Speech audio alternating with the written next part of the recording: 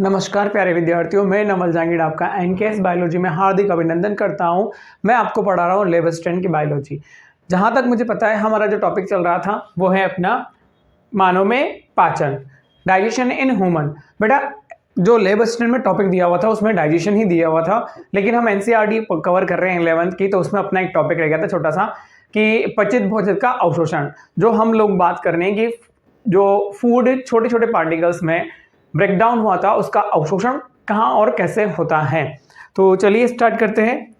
इसमें अपना पोर्शन क्या है आज का, पचित उत्पादों का अवशोषण।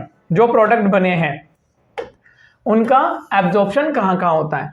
अवशोषण वह प्रक्रिया है जिसमें पाचन से प्राप्त उत्पाद यांत्रिक म्यूकस से निकलकर रक्त लसिका में कहाँ जाते हैं, प्रवेश करते हैं। कहाँ जाना है भाई, इनको ब्लड में जाना है, क्योंकि ब्लड में जो फूड कंटेंट होगा जैसे कि ग्लूकोज होगा, देन फैट होगा, प्रोटीन होगा, इनको कहाँ भेजा जाएगा, सेल के पास भेजा जाएगा, टिश्यू के पास में। यह निष्क्रिय और सक्रिय अथवा सुसाध्य परिवहन क्रियाविधि द्वारा होता है। यह एक्टिव भी हो सकता है, पैसिव भी हो सकता है एंड फैसिलिटेटेड डिफ्यूजन भी हो सकता है। ग्लूकोज एमिनो अम्ल व क्लोराइड आयन आदि की थोड़ी मात्रा सरल विसरण क्रिया द्वारा रक्त में पहुंच जाती है। याद रखना, ग्लूकोज, अमाइनो एसिड और कुछ क्लोराइड आयन किसके थ्रू पहुंच रहे हैं बेटा, विसरण प्रक्रिया द्वारा रक्त में पहुंच रहे हैं। इन पदार्थों का रक्त में पहुंचना सांद्रता प्रवणता पर निर्भर करता है कि यदि इनके कंसंट्रेशन क्या है, ब्लड में कम है तो ऑटोमेटिकली कहां जाएगा, high concentration to low concentration. हालांकि ग्लूकोज और अमाइनो एसिड जैसे कुछ पदार्थ वाहक प्रोटीन की मदद से अवशोषित होते हैं। इनके लिए क्या होते हैं, कैरियर प्रोटीन होते हैं। इस क्रियाविधि को सुसाध्य परिवहन कहते हैं। जब उनके लिए फैसिलिटी अवेलेबल हो जाती है तो इसे फैसिलिटेटेड डिफ्यूजन कहा जाता है। जल का परिवहन परासरणी प्रवणता पर निर्भर करता है, मतलब ऑस्मोटिक ग्रेडियंट पर निर्भर करता है। सक्रिय परिवहन सांद्रता प्रवणता के विरुद्ध होता है। यदि एक्टिव ट्रांसपोर्ट करवाना है तो कंसंट्रेशन ग्रेडियंट जो हम बात करते हैं सांद्रता प्रवणता उसके विरुद्ध होता है। नॉर्मली कोई भी मॉलिक्यूल्स या पार्टिकल्स या गैस के मॉलिक्यूल्स अपनी हाई कंसंट्रेशन से लो कंसंट्रेशन की तरफ जाते हैं, ऑटोमेटिकली चल जाते हैं। लेकिन कई बार हमें जब मॉलिक्यूल को अपनी कहाँ पर लो कंसंट्रेशन से हाई भेजना है, उल्टा भेजना है, तो हमें क्या देनी पड़ेगी, एनर्जी देनी पड़ेगी। वो क्या होता है, सक्रिय परिवहन होता है, जिसके लिए ऊर्जा की आवश्यकता होती है। विभिन्न पोषक तत्वों जैसे कि एमिनो अम्ल, ग्लूकोज और सोडियम आयंस का रक्त में अवशोषण इसी क्रियाविधि द्वारा होता है। किसके द्वारा होता है, परासरणी प्रवणता पर निर्भर करता है जल का तो। लेकिन कभी कभी हम क्या बात कर रहे हैं कि हमें भेजने हैं ये सब आयंस, तो हमें एनर्जी भी देनी पड़ती है। सुसाध्य परिवहन। अब किस अंग में कहां पर क्या काम होता है, जैसे मुख में कुछ औषधियां जो मुख और जीवा की निचली सतह के म्यूकस के संपर्क में आती हैं वे आश्रित करने वाली रुधिर कोशिकाओं में अवशोषित हो जाती हैं। आ रही बात समझ में, तो वो कहां हो रही है, रुधिर की कोशिकाओं में अवशोषित हो जाती हैं। अमाशय में क्या होता है, देखिए जल, सरल शर्करा, अल्कोहल आदि का अवशोषण होता है। स्टमक में, छोटी आंत में सबसे ज्यादा अवशोषण होता है। पोषक तत्वों का अवशोषण प्रमुख अंग है। यहाँ पर पाचन की क्रिया पूरी हो जाती है और पाचन के अंतिम उत्पाद जैसे कि ग्लूकोज, फ्रक्टोज, वसीय अम्ल, ग्लिसरॉल और अमाइनो अम्ल का म्यूकस द्वारा रक्त प्रवाह और लसिका में अवशोषण होता है। किसमें, लिम्फ में। सबसे ज्यादा कहाँ होता है, छोटी आंत में। बड़ी आंत में जल का अवशोषण होता है। जल व कुछ खनिजों व औषधियों का अवशोषण कहाँ होता है, बड़ी आंत में। तो ये दिया हुआ है कि कौन से ऑर्गन में किस न्यूट्रिएंट का अवशोषण होता है। वसा अम्ल व ग्लिसरॉल अविलेय होने के कारण, अभी याद रखना, फैटी एसिड ये क्या है, ये जल में नहीं मिल रहे, अविलेय होने के कारण रक्त में अवशोषित नहीं होते हैं। ये अविलेय होते हैं किसमें, जल में, तो ये रक्त में भी एब्जॉर्ब नहीं हो रहे। अब क्या करना पड़ेगा, सर्वप्रथम विलेय सूक्ष्म बूंदों में समाविष्ट होकर आंतरिक म्यूकस में चले जाते हैं, जिन्हें मिसेल कहा जाता है। सर्वप्रथम विलेय सूक्ष्म बूंदों में, मतलब छोटे छोटे ड्रॉप्स में कन्वर्ट होकर ये कहाँ चले जाते हैं, म्यूकस में चले जाते हैं, और वहां इसको हम क्या बोलते हैं, मिसेल कहते हैं। यहाँ ये प्रोटीन आश्रित सूक्ष्म वसा गोलिकाओं में पुनः संचरित होकर अंकुरों की लसिका वाहिनियों या लैक्टियल में चले जाते हैं, और ये लसिका वाहिकाएं अंततः अवशोषण पदार्थ को रक्त में क्या करती हैं, छोड़ देती हैं। तो पहले तो याद रखना कि फैट डायरेक्ट नहीं जाता, फैट का इमल्सिफिकेशन होता है, देन उसके बाद में ये यूज किया जाता है। पदार्थों का अवशोषण आहार नाल के विभिन्न भागों जैसे कि मुख, अमाशय, छोटी आंत और बड़ी आंत में होता है, परंतु सबसे अधिक अवशोषण छोटी आंत में होता है। ये याद रखना इंपॉर्टेंट लाइन है। अवशोषण सारांश, अवशोषण स्थल और पदार्थ तालिका 16.1 में दिया गया है। अवशोषित पदार्थ अंत में ऊतकों में पहुंचते हैं जहां वे विभिन्न क्रियाओं के उपयोग में लिए जाते हैं। इस क्रिया को स्वांगीकरण कहते हैं।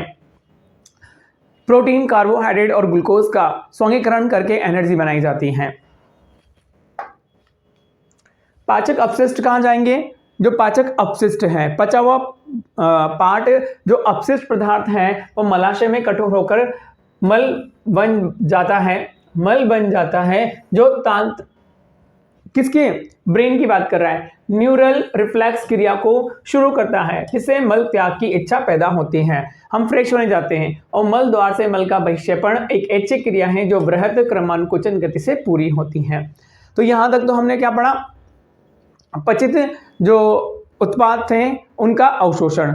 अब यहाँ पर कुछ डिजीज है पाचन तंत्र से रिलेटेड, डिसऑर्डर एंड अनियमितताएं।